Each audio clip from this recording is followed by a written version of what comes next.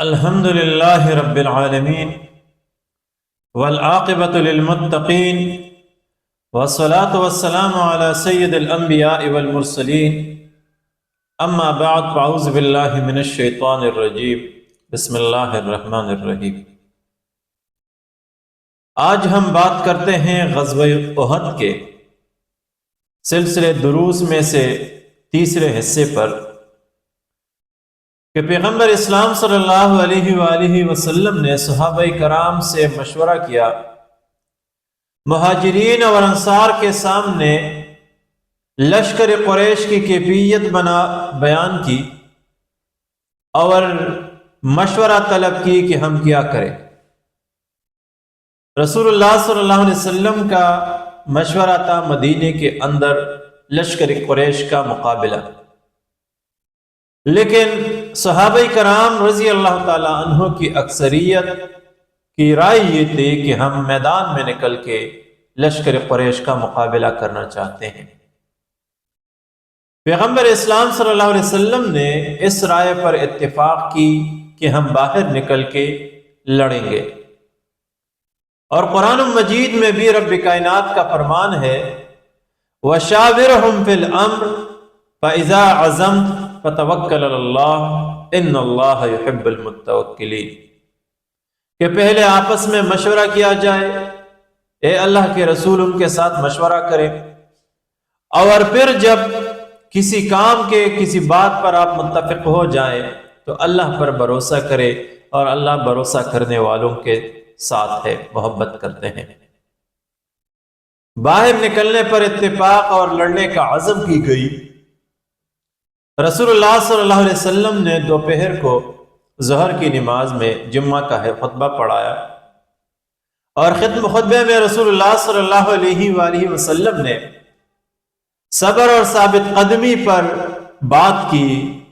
وعظ و نصیحت فرمائی، جد و جہد اور جہاد پر مسلمانوں کو تیزی اور رغبت دلائی، اور پھر اسی کے بعد نماز کے بعد صحابہ کرام رضی اللہ تعالیٰ عنہ کو تیاری کا حکم ارشاد فرمایا۔ خود رسول اللہ صلی اللہ علیہ وآلہ وسلم حضرت ابو بکر صدیق رضی اللہ تعالیٰ عنہ کے ہمراہ اور حضرت عمر فاروق رضی اللہ تعالیٰ عنہ کے ہمراہ اندر چلے گئے، لیکن باہر صحابہ کرام رضی اللہ تعالیٰ عنہ میں سے بزرگوں نے نوجوانوں کو سمجھایا اور فرمایا کہ جب رسول اللہ صلی اللہ علیہ وسلم کی رائے تھی مدینے کے اندر لڑائی کی، آپ نے اپنی رائے پر اصرار کیوں کی؟ بالآخر صحابہ کرام رضی اللہ تعالیٰ عنہ رسول اللہ صلی اللہ علیہ وسلم کے ساتھ رائے کے اختلاف پر ندامت پشیمان ہو گئے، اور قصد کی کہ جب رسول اللہ صلی اللہ علیہ وسلم واپس باہر نکلیں گے تو یہ اپنی رائے واپس لیں گے، اور رسول اللہ صلی اللہ علیہ وسلم جیسا چاہیں گے ویسا کریں گے۔ اندر رسول اللہ صلی اللہ علیہ وآلہ وسلم نے اوپر نیچے 2 زریں زیبتن کی،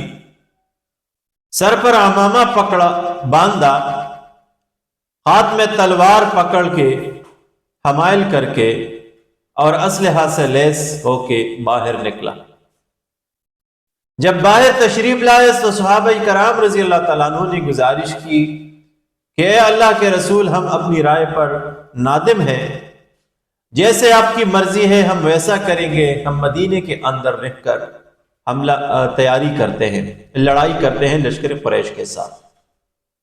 لیکن اللہ تعالیٰ کے رسول صلی اللہ علیہ وآلہ وسلم نے ارشاد فرمایا کہ کسی رسول کے شایع نشان نہیں یا کسی رسول کے لیے یہ زیب نہیں دیتا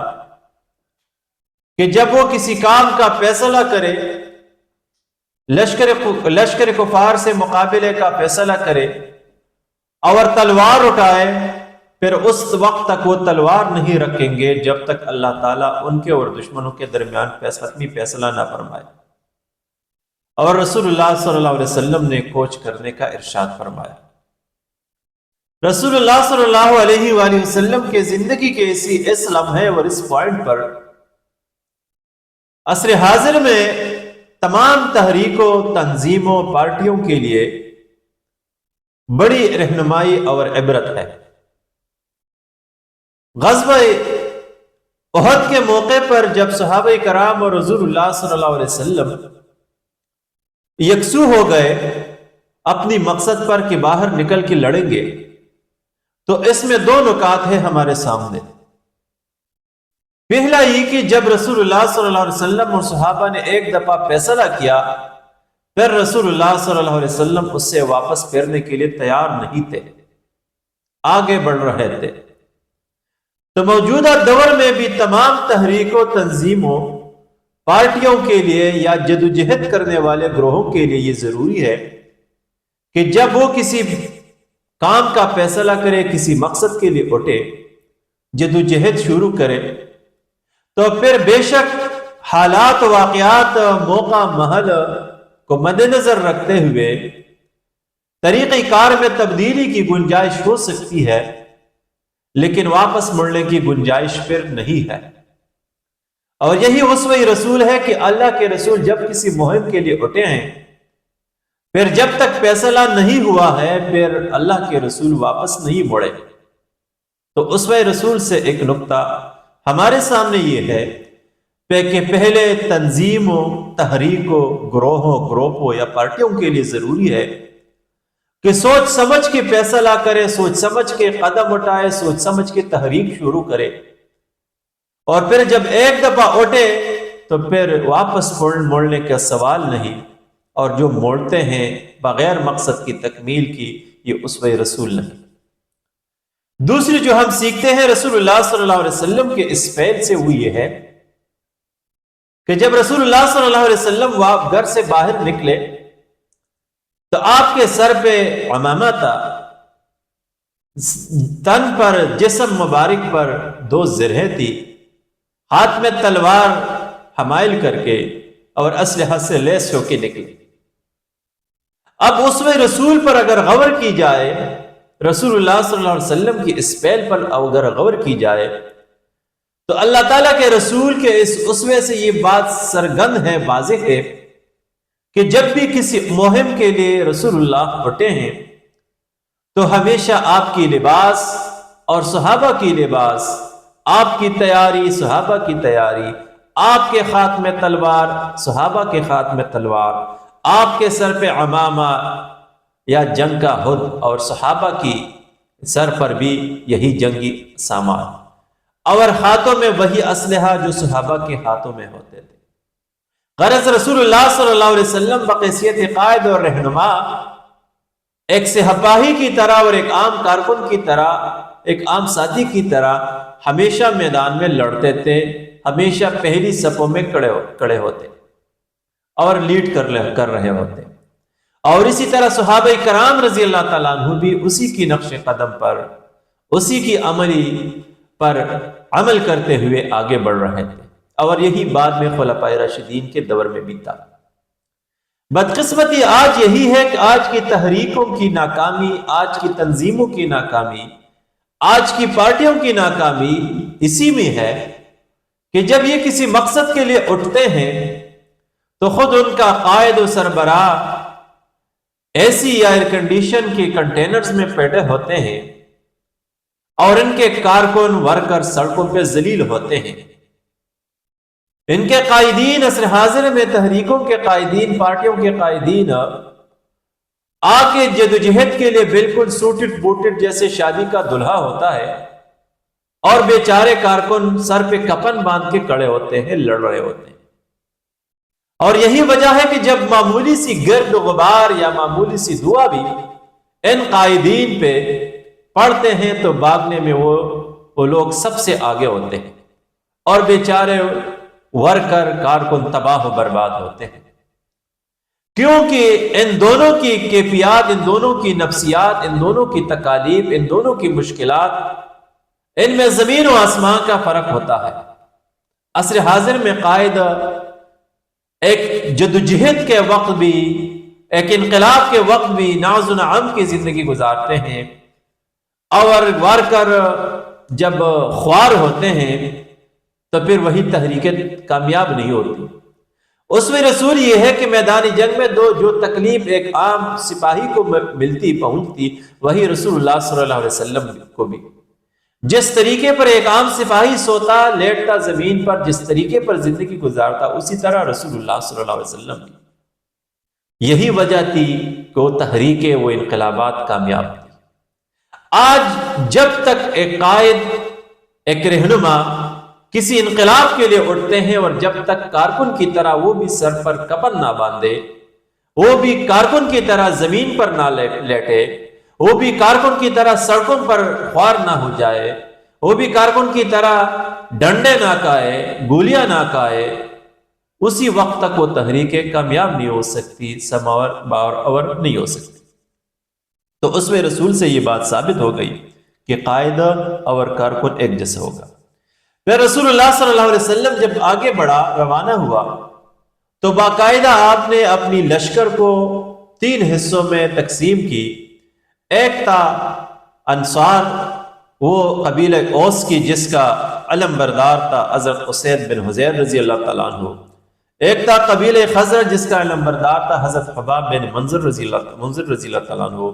اور ایک دستہ تھا مہاجرین کا، جس کا علم بردار تھا حضرت مصعب بن عمیر رضی اللہ تعالیٰ عنہ۔ بے شک لشکر ایک تھی، قائد ایک تھا، لیکن باقاعدہ طور پر ہر قبیلے کی علم یا جھنڈا جدا جدا تھی۔ اگر رسول اللہ صلی اللہ علیہ وسلم کی تمام غزوات پر نظر ڈالی جائے، سرائے پر نظر ڈالی جائے، تو باقاعدہ ہر قبیلے کے لیے ایک خاص علم، ایک خاص جھنڈا ہوتا تھا، جس سے اس قبیلے کی پہچان ہوتی۔ اور اسی طرح یہ لشکر پھر ایک ہی قائد اور ایک ساتھ آگے بڑھتا تھا۔ آج تحریکوں کی ناکامی، انقلابات کی ناکامی کو آپ دیکھیں کہ انقلاب کے موقع پر سارے اقوام، سارے قوم ایک ساتھ لڑتی ہے،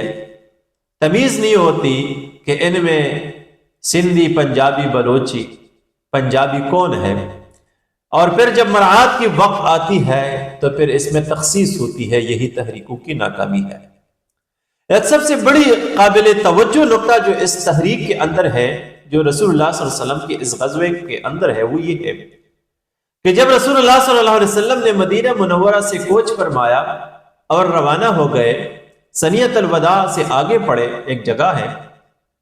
تو رسول اللہ صلی اللہ علیہ وسلم نے دیکھا کہ اسلحہ سے لیس ایک لشکر اس کی جانب آ رہی ہے۔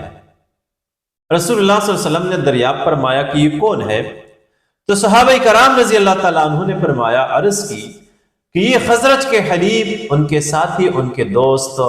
یہ یہود کا دستہ ہے، ان کے حلیف ہے، اور مسلمانوں کے ساتھ میثاق مدینے کے تناظر میں کی روشنی میں چونکہ معاہدین ہیں، تو اس لڑائی میں شامل ہونا چاہتے ہیں۔ رسول اللہ صلی اللہ علیہ وسلم نے فرمایا کیا یہ لوگ مسلمان ہو چکے ہیں؟ صحابہ نے عرض کی کہ نہیں یا رسول اللہ، یہ مسلمان نہیں، اپنے دین پر ہے، لیکن حلیف ہونے کے ناطے اور میثاق مدینہ میں شریک ہونے کے ناطے ہمارے ساتھ شرکت کرنا چاہتے ہیں۔ تو رسول اللہ صلی اللہ علیہ وآلہ وسلم نے تاریخی الفاظ ارشاد فرمائی کہ ہم اہل شرک کے خلاف، ہم مشرکین کے خلاف اہل کفر کی تعاون نہیں چاہتے، تعاون نہیں لے سکتے، لہٰذا ان کو واپس کیا جائے۔ تو رسول اللہ صلی اللہ علیہ وآلہ وسلم نے یہود کا وہ دستہ ان مشکل حالات میں کے سامنے ایک توانا، ایک کثیر تعداد میں ایک بڑی لشکر ہے دشمن کی، مسلمان ان کے مقابلے میں کم ہے، لیکن اس کے باوجود بھی یہود کا وہ دستہ واپس کر دیا۔ اگر اس رسول صلی اللہ علیہ وسلم کے اس شک پر، اس فعل پر عصر حاضر میں تحقیق کی جائے تو اس پر ایک وسیع تحقیق کی گنجائش ہے، اور عصر حاضر میں یا موجودہ دور میں عالم اسلام امت مسلمہ کی تباہی اور بربادی یہ ہے، خصوصاً خلیجی ریاستوں کے اندر، عرب ریاستوں کے اندر دیکھے کہ وہ رسول، وہ پیغمبر خدا جو عرب کی مٹی پر، عرب کی سرزمین پر، عرب کے ریت پر دشمن مشرکین کے خلاف یہود کی تعاون سے آپ نے انکار کی میدان جنگ کے اندر، آج وہی اسی مٹی، اسی ریت، اسی سرزمین پر سعودی عرب کو آپ دیکھیں، امارات کو آپ دیکھیں، قطر کو آپ دیکھیں، دیگر عرب ریاستوں کو آپ دیکھیں، وہاں پر انہی عیسائیوں کی، انہی یورپ کی ایک بڑی تعداد آرمی کی موجود ہوتی ہے ہر وقت ان کی تحفظ کی خاطر۔ تو آج خلیجی ریاستیں اور عرب ریاستیں اپنی تحفظ کے لیے بھی، جنگ تو دور کی بات، اپنی تحفظ کے لیے بھی ان سے تعاون لے رہی ہے، اور باقاعدہ ان کی عسکری طاقت، ان کی عسکری ادارہ ان کے ریاستوں کے اندر موجود ہے۔ حالانکہ اسوہ رسول یہ ہے کہ کبھی بھی رسول اللہ صلی اللہ علیہ وسلم نے مشرکین کے خلاف یہود و نصارہ سے تعاون حاصل نہیں کی، نہ ہی ان کو اپنے صفوں میں شامل کر دی، اور نہ ہی اپنے ساتھ لڑنے کی ان کو اجازت دے دی۔ فقط مسلمان ہی اللہ پر بھروسہ کرتے ہوئے ہمیشہ غیر مسلموں کے خلاف لڑے۔ لہٰذا اگر آج امت مسلمہ خصوصاً عرب ریاستیں اگر چاہتی ہیں کہ وہ سامراجی نظاموں کی تسلط سے آزاد ہو جائے، تو اسوہ رسول کو اپناتے ہوئے ان یہود و نصارہ کی عسکری طاقت سے ان کو آزادی حاصل کرنا ضروری ہے، تب ان کو نجات مل سکتی ہے اس غلامی سے۔ رب کائنات سے دعا ہے کہ ہمیں سیرت النبی صلی اللہ علیہ وآلہ وسلم کو صحیح طریقے پر سمجھنے کی توفیق عطا فرمائے۔ وآخر دعوانا ان الحمد للہ رب العالمین۔